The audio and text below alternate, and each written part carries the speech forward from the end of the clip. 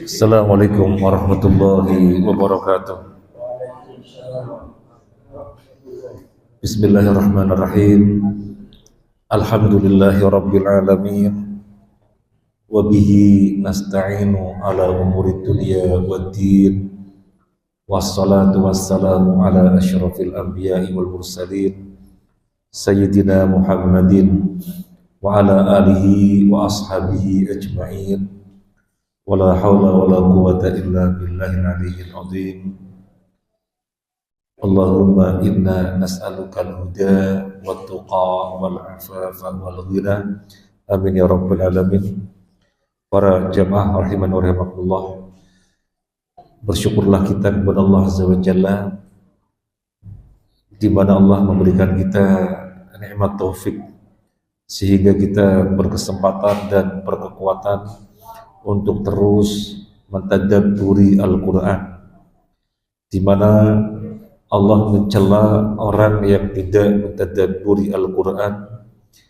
Afala yatadabbaruna Al-Qur'an am ala qulubin aqfaluha.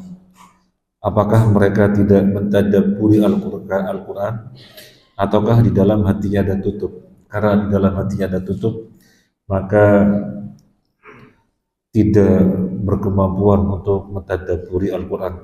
Bersyukurlah kita semuanya, insyaallah pelan-pelan kita mengkaji bersama ayat demi ayat demi ayat.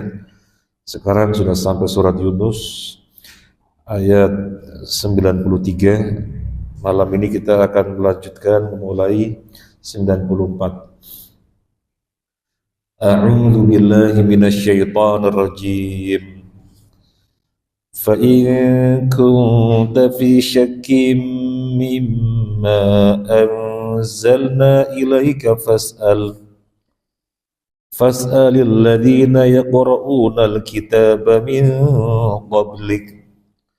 Laqad ja'aka al-haqqu min rabbika fala takunanna minal mumtarin. Maka jika engkau, Muhammad, berada dalam keraguan-raguan tentang apa yang kami turunkan kepadamu, maka tanyakanlah kepada orang yang membaca kitab sebelummu. Sungguh telah datang kebenaran kepadamu dari Tuhanmu. Maka janganlah sekali-kali engkau termasuk orang yang ragu. Barakallahu fiik. Kita terjemah lafziyah terlebih dahulu. Bapak Ibu bisa mengikuti. Fa in kunta, maka jika kamu, fi syakkin, di dalam keraguan, mimma, dari apa, anzalna, yang kami turunkan, ilaika, kepadamu, fas'al, maka bertanyalah, alladzina yaqra'unal kitaba, kepada orang-orang yang membaca kitab, min qablika, dari sebelummu. Laqad ja'aka, sungguh telah datang kepadamu, al-haqqu, al-haq, kebenaran, min rabbika, dari Tuhanmu. Fala takunanna, maka janganlah kamu sekali-kali minal mumtarin, termasuk orang yang ragu-ragu.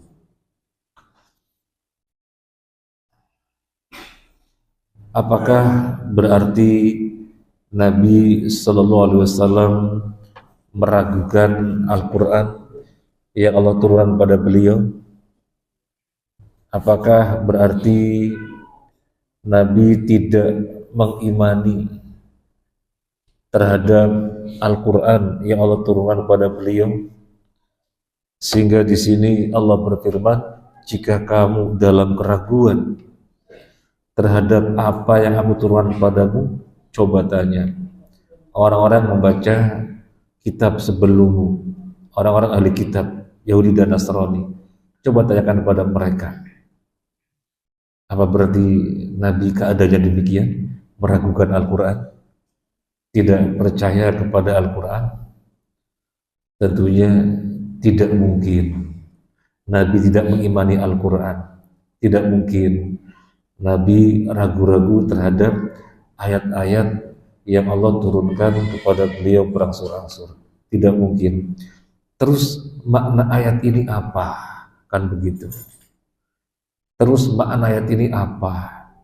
Karena kalau kita tidak memahaminya, kita bisa dikecohkan dengan syubhat.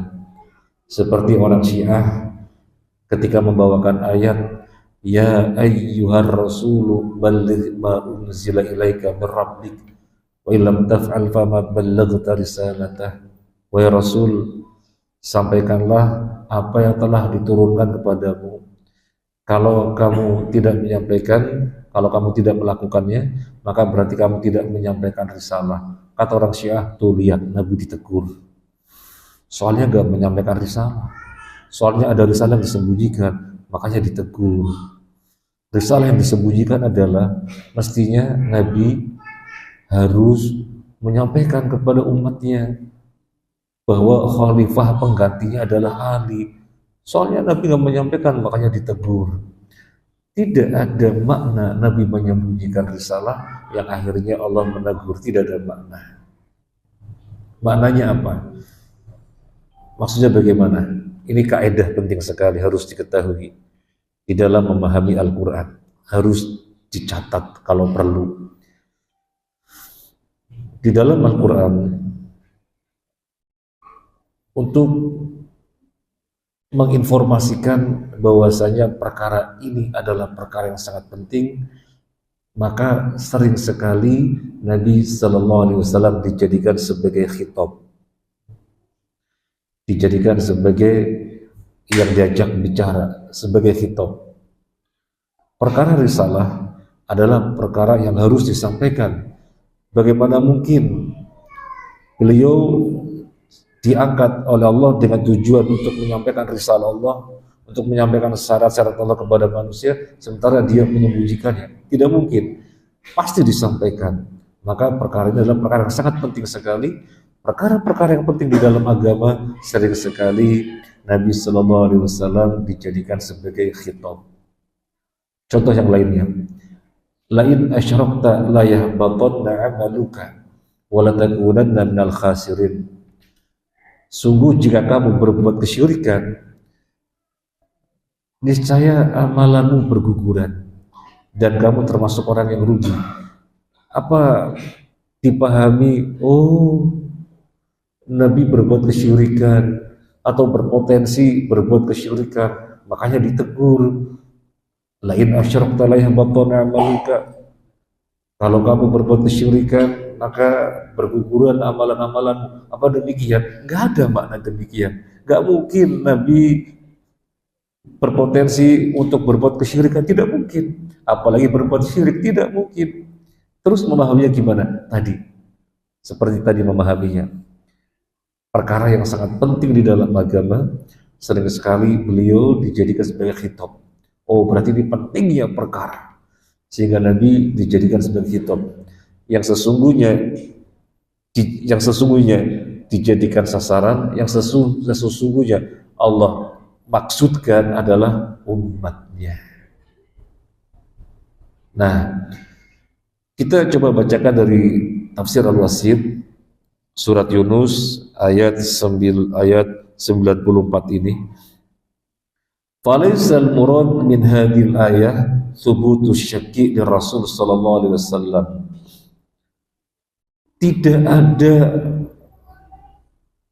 Tidak terdapat di dalam ayat ini bahwa Nabi sallallahu alaihi wasallam ragu-ragu terhadap Al-Quran. Tidak ada pemahaman semacam itu. Wa innamal murad ala sabilil fardi wat takdir la ala sabilith thubut. Tetapi yang dimaksud di sini adalah seumpama, bahasa kita gitu saja biar lebih mudah dipahami. Seumpama kamu ragu-ragu, seumpama kamu kurang yakin, maka tanyakan kepada mereka yang membaca kitab sebelummu, yaitu Yahudi dan Nasrani, ahli kitab. Tanyakan. Jadi bukan Nabi ragu-ragu, tetapi seumpamanya kamu ragu-ragu, kamu bisa tanyakan kepada Yahudi dan Nasrani. di mana di tengah-tengah mereka ada Taurat dan Injil, dan mereka suruh baca, maka sudah pasti yang dibaca adalah kebenaran tentang datangnya kamu sebagai Rasul dan kebenaran apa yang kamu bawa berupa Al-Quran. Pasti isinya itu. Jadi itu yang dimaksud. Kita lanjut. Dinukilkan di dalam tafsir Ibnu Katsir. Qala Qatadah balaghana anna Rasulullah sallallahu alaihi wasallam qala la asyukku wa la as'alu. Ketika turun ayat ini, riwayat Qatadah mengatakan Nabi bersabda, aku tidak ragu dan aku tidak akan pernah bertanya. Ketika ayat ini turun, Nabi merespon demikian, aku tidak pernah ragu-ragu dan aku tidak akan pernah bertanya. Ada apa bertanya? Bahwa aku tidak pernah meragukan, maka aku nggak pernah ragu-ragu dan aku tidak akan pernah bertanya.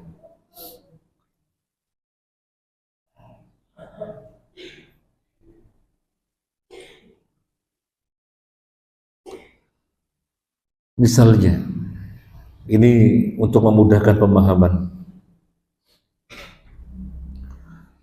Mas Tinut, ini namanya Mas Tinut dari Lamongan.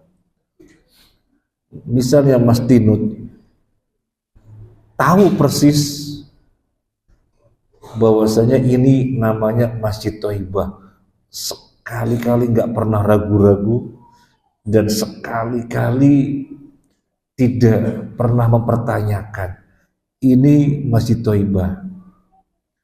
Kemudian Pak Win bilang ke Mas Tinut, kalau ente ragu-ragu bahwasanya ini namanya Masjid Thaibah, tanyaan orang-orang di sekitar kamu. Apa berarti Mas Tinut ragu-ragu? Tidak. Tetapi yang dikehendaki oleh Pak Win bahwasanya Mas Tinut benar-benar tahu ini Masjid Thaibah. Nah, semacam itu kurang lebihnya. Jadi tidak ada makna bahwasanya Nabi meragukan Al-Quran, sehingga kemudian Allah menyuruhnya bertanya. Coba tanya kalau kamu ragu-ragu. Gak ada makna demikian. Baik, kita lanjutkan.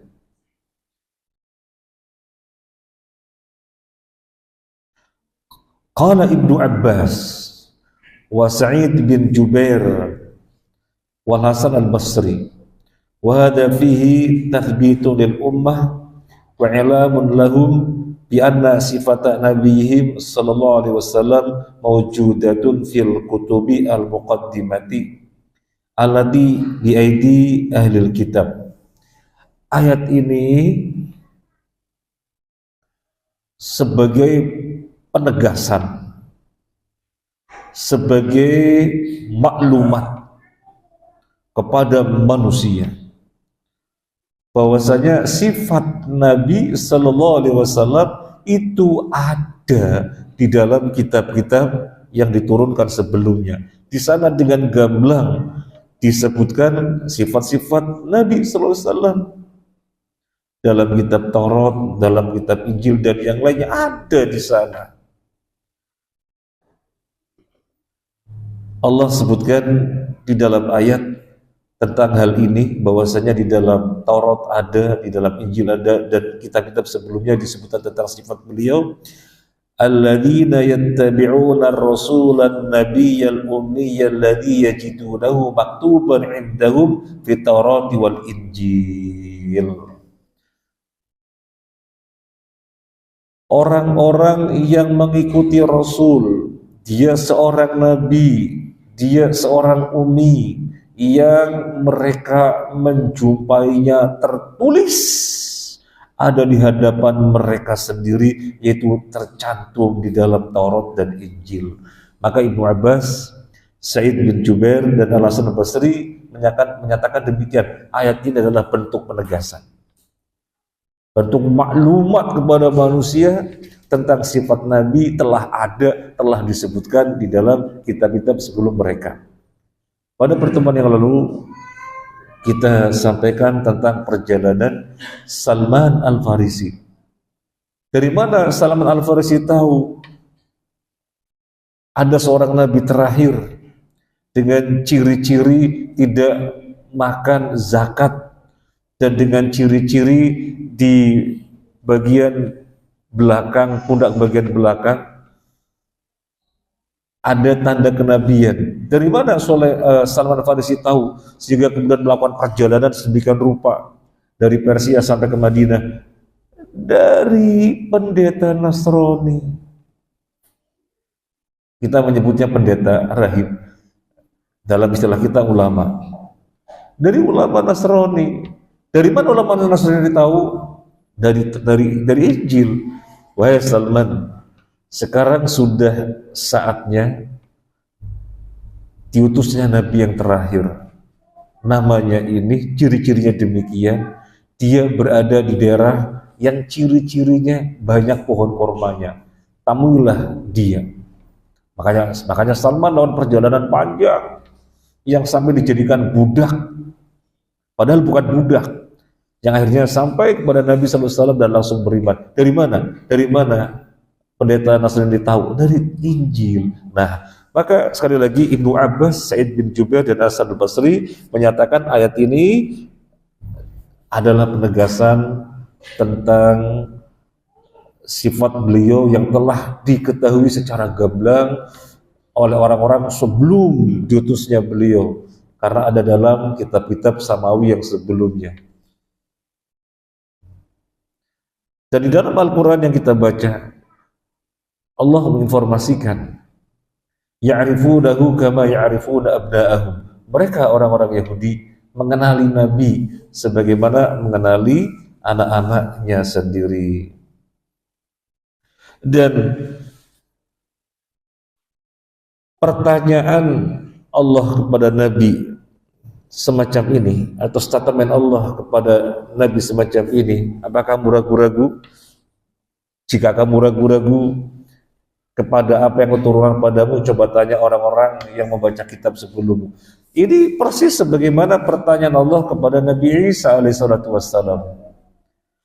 A'anta qulta linnasi ittakhiduni wa ummi ilahaini min dunillah? Qala subhanak ma yakunu li an aqula ma laysa li bihaq in kuntu qultu faqad alimtah ta'lamu ma fi nafsi wal 'alamu ma fi nafsik innaka anta 'allamul ghuyub, gitu ya. Semoga tidak keliru. Jadi Allah bertanya kepada Nabi Isa, a'anta qulta linnasi, apakah kamu wahai Isa mengatakan kepada manusia, ittakhiduni wa ummiya ilahaini min dunillah, jadikanlah aku dan ibuku sebagai dua Tuhan selain Allah. Ini Allah bertanya kepada Nabi Isa demikian. Apakah kamu mengatakan demikian wahai Isa? Apakah kamu mengatakan demikian kepada manusia? Jadikanlah aku dan ibuku sebagai dua Tuhan selain Allah. Dan Nabi Isa menjawab, qala subhanak, maha suci engkau ya Allah, ma yakunu li an aqul ma laysa li bihaq. Gak mungkin aku mengatakan sesuatu yang aku tidak berhak. In kuntu qultu faqad alimta. Lagi pula kalau aku mengatakan pasti engkau tahu. Ta'lamu ma fi nafsi wal a'lamu ma fi nafsik. Engkau mengetahui apa yang ada padaku dan aku tidak mengetahui apa yang ada padamu. Pertanyaannya, apakah Allah tidak tahu kalau Nabi Isa itu tidak mengatakan? Apa Allah tidak tahu? Justru ini untuk menegaskan Allah benar-benar tahu bahwa Nabi Isa tidak pernah mengatakan demikian. Jadi liyastadilla alaihi bi annahu law qalahu la'alimahu tabaraka wa taala. Ayat ini untuk menunjukkan seandainya Nabi Isa mengatakan perkataan yang demikian, wahai manusia, jadikanlah aku dan ibuku sebagai dua Tuhan selain Allah, pasti Allah sudah mengetahuinya. Pasti Allah sudah mengetahuinya. Jadi tidak ada makna Allah tidak tahu atau ada makna bahwa Nabi Isa mengatakan demikian, nggak ada. Tetapi justru ini penegasan, nggak mungkin Nabi Isa mengatakan demikian, tidak mungkin. Dan sekaligus untuk membatalkan akidah Nasrani seakar-akarnya. Tuh, sampai Allah bertanya kepada Nabi Isa, artinya dikonfrontasi. Ini Nabi Isa, ini orang-orang Nasrani yang menyembah Nabi Isa. Isa, apa kamu mengatakan kepada mereka, manusia-manusia itu, jadikanlah aku dan ibuku sebagai dua selain Allah. Maka Nabi Isa mengatakan, qala subhanak ma yakunu li an aqula ma laysa li bihaq in kuntu qultu faqad alimtah. Maksudnya Engkau ya Allah, gak mungkin aku mengatakan sesuatu yang tidak merupakan hakku. Lagi pula kalau aku mengatakan pasti Engkau tahu. Jadi justru untuk membatalkan akidah Nasrani secara langsung seakar-akarnya. Tidak ada makna, Nabi Musa, Nabi Isa pernah mengatakan kepada manusia, makanya Allah mempertanyakan. Gak ada makna itu. Gak ada makna itu. Maka di dalam ayat ini juga tidak ada makna bahwasanya Nabi ragu kepada Al-Quran, tidak ada makna. Gak ada makna yang demikian.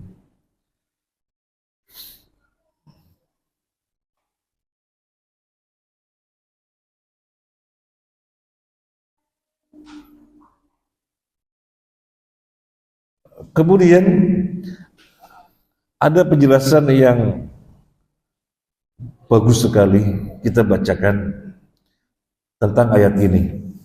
Wal makna anna Allah azza wa jalla qaddama dzikra bani Israil wa hum qurra'ul kitab wa wasafahum bi'anal ilm qad ja'ahum li'anna amra Rasulullah sallallahu alaihi wasallam maktubun indahum fit Taurah wal Injil wa hum ya'rifunahu kama ya'rifuna abna'ahum fa arada ayu aqida ilmahu bi sihhatil Qur'an wa sihhati nubuwati Muhammadin sallallahu alaihi wasallam wa yubalighu fi dzalika faqala fa in waqa'a dzalika syak fardhan wa taqdiran. Makna dari ayat ini, Allah azza wa jalla mengedepankan penyebutan Bani Israel, penyebutan ahli kitab. Kenapa? Karena mereka lah yang dikenal di tengah-tengah manusia sebagai orang yang berilmu. Jadi di tengah-tengah manusia yang dikenal orang-orang berilmu, di mana di tengah-tengah mereka ada ilmu, itu siapa? Ahli kitab. Maka di dalam ayat ini Allah mengedepankan penyebutan ahli kitab Bani Israel. Kalau kamu ragu-ragu terhadap ayat-ayat Al-Quran yang diturunkan kepada kamu, coba tanya mereka Bani Israel, tanya mereka ahli kitab yang mereka membaca. Kenapa Allah mendahulukan penyebutan Bani Israel? Sebabnya demikian. Di tengah-tengah manusia yang dikenal ada ilmu, dikenal sebagai ahli ilmu adalah ahli kitab. Nah, dengan disebutkannya mereka itu ahli kitab, maka ini menguatkan betapa Nabi Muhammad adalah hak sebagai Nabi, sebagai Rasul yang terakhir, dan apa yang dibawa adalah Al-Quran hak. Karena kalau keliru, orang ahli kitab pasti akan kowar-kowar. Kenyataannya tidak kowar-kowar, tidak teriak-teriak. Ketika Allah menyebut, tanyakan pada mereka. Mereka tidak teriak-teriak, tidak kowar-kowar. Berarti menegaskan beliau sallallahu alaihi wasallam adalah hak sebagai Nabi, dan yang dibawa Al-Quran adalah hak. Kalau itu tidak benar, maka orang-orang ahli kitab Yahudi Nasrani akan tertimpa kowar-kowar. Karena sepak terjang mereka kan selalu musuhi Nabi. Sepak terjang mereka selalu akan menjatuhkan Nabi, mendustakan Nabi. Ketika mereka disebut tentang hal ini, coba buka kitab kalian tentang Nabi, mereka gak berani. Maka menegaskan Nabi SAW hak. Al-Quran yang dibawa juga hak. Nah,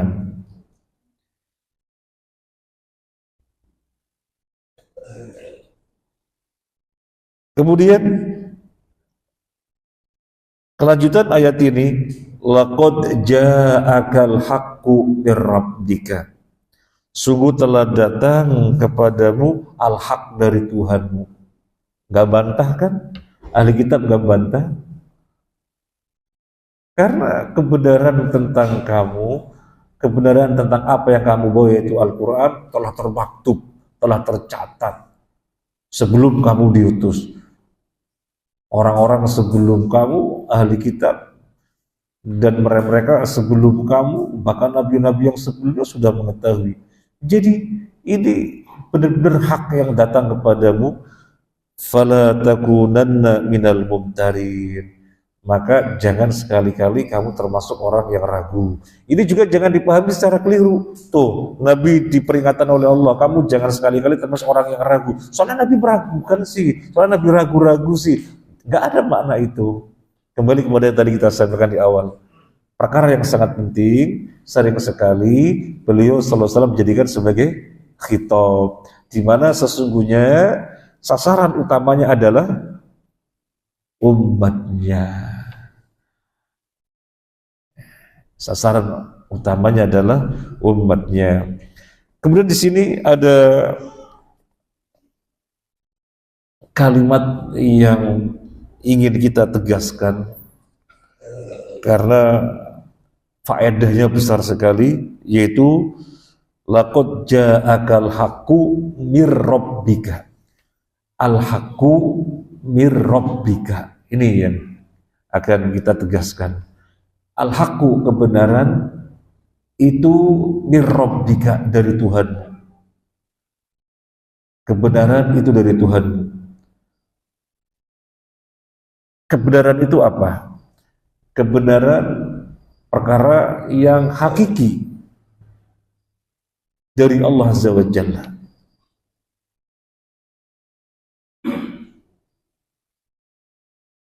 Ini tegas membatalkan prinsipnya orang-orang filsafat. Orang-orang filsafat mendefinisikan kebenaran. Kebenaran itu nisbi. Kebenaran adalah siapa yang memandang itu benar berarti benar. Jadi nisbi. Tergantung siapa yang memandang. Kalau dia memandang Tuhan adalah dewa air dan dipandangnya sebagai kebenaran, maka Tuhan adalah dewa air. Kemudian kelompok yang lain memandang Tuhan adalah dewa angin, dan itu diyakini itu adalah dewa angin, maka benar adanya Tuhan adalah dewa angin. Sampai kemudian ada kelompok lain yang mengatakan Tuhan dipresentasikan dengan berhala, inilah Tuhan, maka itulah kebenaran. Jadi kebenaran itu nisbi. Kebenaran itu nisbi. Sesuatu yang dipandang benar oleh suatu kelompok, maka itulah kebenaran. Dalam filsafat tidak dikenal kebenaran secara jelas. Padahal Al-Quran menyatakan kebenaran itu jelas, al-haqqu mir rabbika.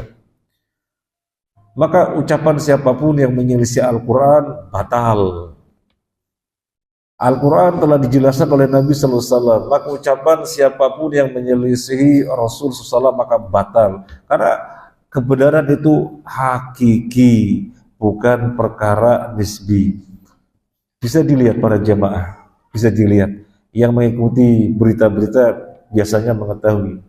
Coba ketika muncul aliran sesat apa, kemudian dihakimi oleh masyarakat, apalagi zaman sekarang, netizen itu kan sangat mudah sekali merespon. Berlindung kepada siapa? Berlindung kepada orang-orang Islam liberal, maka dibela-belain. Nanti ada aliran sesat yang apa? Yang kaum muslimin mengecam, nanti berlindung kepada tokoh-tokoh orang Islam liberal. Itu beberapa kali terjadi. Kemudian kalau misalnya kita mau bertanya, kok orang-orang Islam liberal senangnya bela-belain kelompok sesat? Masalahnya bukan itu. Orang-orang Islam liberal, landasan di dalam beragama adalah filsafat. Dan definisi kebenaran di dalam filsafat nisbi, nggak ada hakiki. Maka siapa yang memandang benar itulah kebenaran, maka siapapun dibela. Nggak boleh ada saling menyalahkan. Nggak boleh ada yang dikatakan salah ini yang benar, nggak boleh ada. Maka kita tegaskan, laqad ja'akal haqqu mir rabbika. Sungguh telah datang kebenaran dari Tuhan. Fala takunanna minal mumtarin, maka jangan sekali-kali kamu ragu-ragu. Maka sering sekali kita mendengarkan ceramah ustadz-ustadz kita yang merupakan makna dari ayat ini. Apa itu kebenaran? Kebenaran itu qala Allah qala Rasul. Apa itu ilmu? Ilmu itu qala Allah qala Rasul. Jadi itu menyederhanakan ungkapan, menyederhanakan pengibaratan, tetapi maknanya jelas sekali. Kebenaran adalah qala Allah qala Rasul. Kebenaran adalah qala Allah qala Rasul. Ilmu adalah qala Allah qala Rasul. Jadi maknanya gamblang sekali. Kita ada di sana dulu. Wassalamualaikum warahmatullahi wabarakatuh.